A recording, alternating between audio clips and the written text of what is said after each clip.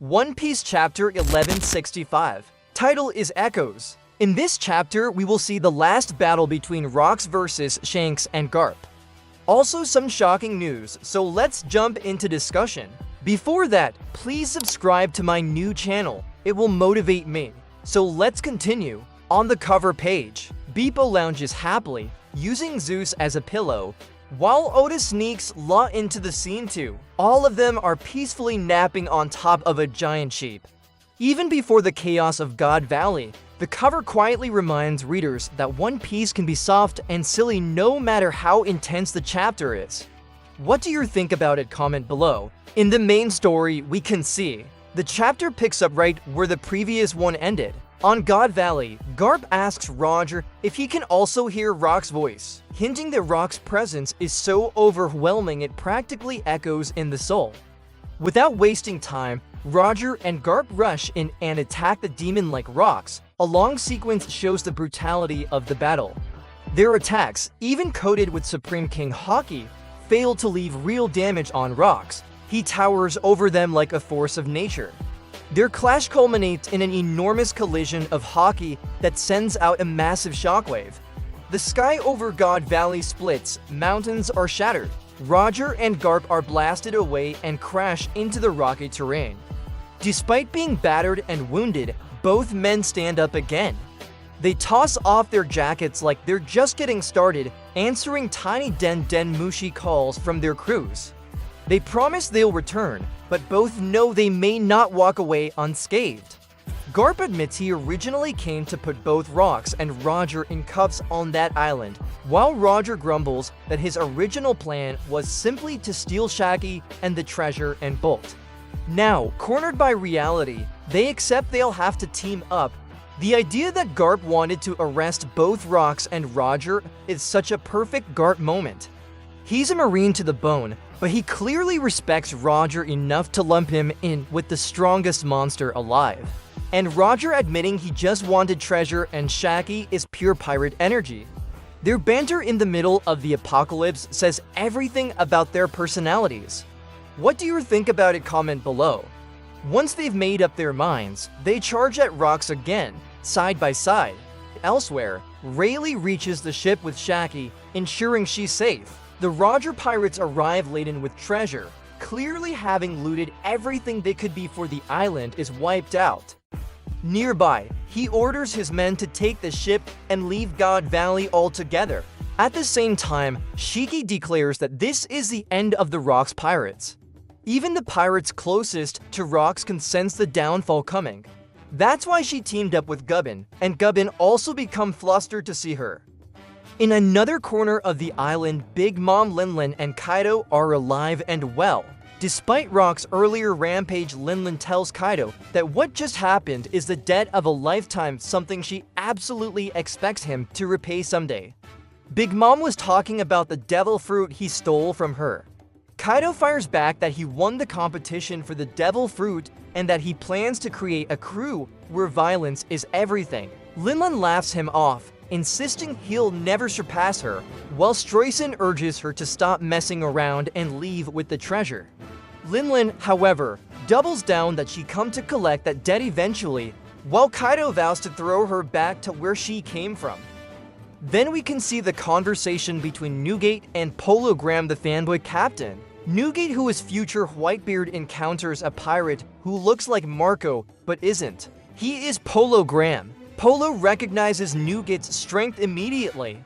He knows the Rocks pirates are falling apart and approaches Newgate like a fan meeting his idol, inviting him to join his crew since Newgate has no ship to go back to. Newgate, in true Whitebeard fashion, brushes him off, saying it sounds like a hassle and telling him to get lost. Even at this age, he's too big to just be another man's subordinate.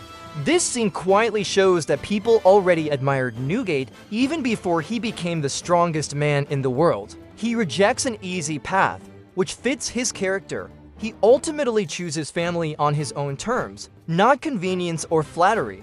Then scene shift to Stussy, Gonzui, and Gil Bastar. Meanwhile, Stussy, Gonzui, and Gil Bastar are running away with heaps of treasure.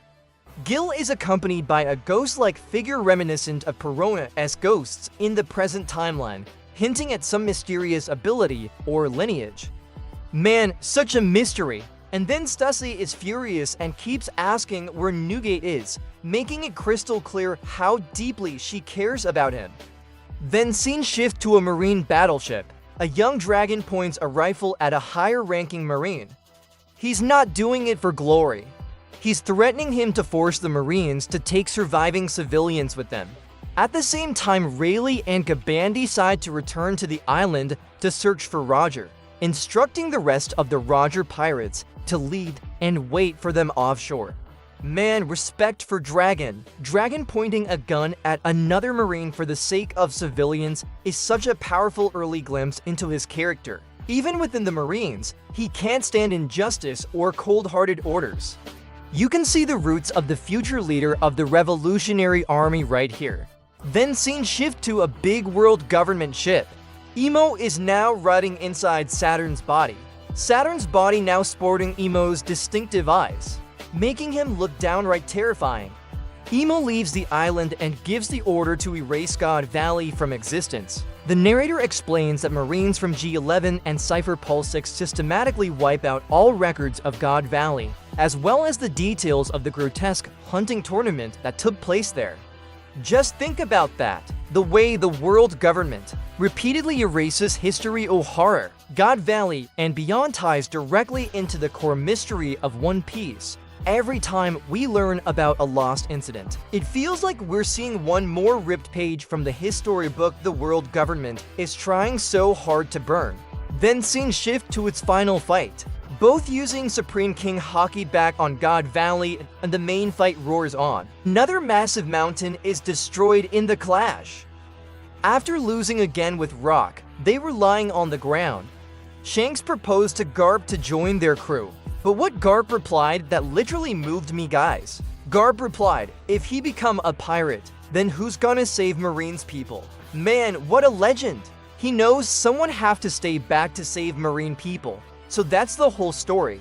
That's why Garp didn't turn into a pirate in the end. Now let's back to story. Despite all their strength, Garp and Roger still can't wound Rocks. Even though they coat their attacks with Supreme King Haki, Rocks uses his own overwhelming Conqueror's Haki to cancel their attacks out. It's like trying to punch through a wall made of pure will.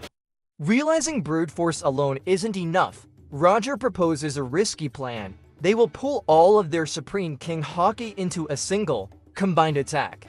If it fails, they'll both be drained and helpless. If it works, they might finally break through Rock's defense. Garp accepts the gamble. On the absolutely epic final double spread, they unleash their ultimate combination.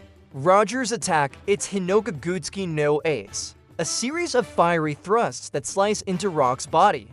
Garp's attack, Infinitum Explosion, a barrage of punches, reminiscent of Luffy's Gatling, hammering Rocks from every angle. Together, their blows finally overwhelm Rocks. He is defeated, and as he falls, the narrator reflects on the fate of the Rocks pirates. The world government did everything in its power to hide the entire incident. But the Rocks pirates, under Rocks D. Zebek, had already shaped an era with their chaos. Their collapse sent echoes across the world, defining the course of history. Interesting fact is, the name Hinokagutsu no Ace is wild and loaded with meaning flame god wisdom, and the word ace, which fans will immediately connect to Portuguese de ace. It feels like Oda is layering mythology, foreshadowing, and emotional callbacks all at once. Garp's Infinitum Explosion being a flurry of punches that mirrors Luffy's style, which makes it feel like we're watching the grandfathers of the new era. And they throw everything they have into one last swing. What do you think about it? Comment below. This chapter really lives up to its title, Echoes. The debt between Linlin and Kaidou echoes into the future Yonko era. Dragon's rebellion foreshadows the revolution to come. Roger and Garp's gamble becomes the legend that shapes marine and pirate history. And Emo's erasure of God Valley literally echoes the recurring sin of the world, government destroying history to keep power. It's not just a flashy fight chapter, It's a historical cornerstone that explains why the world of One Piece looks the way it does in the present. So overall, a huge lore dump, emotional character beats, and one of the most hyped tag team finishers in the series. What do you think about it? Comment below. Whose moment did you like best? Roger, Garp, Dragon, or the Linlin Kaidou scene? And don't forget to subscribe my channel. Till then, bye bye.